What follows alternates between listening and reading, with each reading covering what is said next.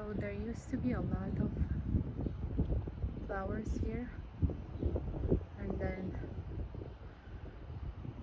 something happened just overnight.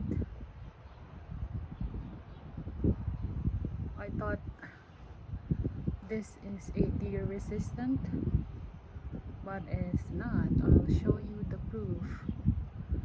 So there was a lot of flower like at the front there, but now 80% is gone. It's eaten by a deer, and I have a proof of that. Look at it. So this is the other side of the fence now. So yep, it's eaten by the deer. There's still left that they didn't eat. Hopefully he's not gonna return to finish it.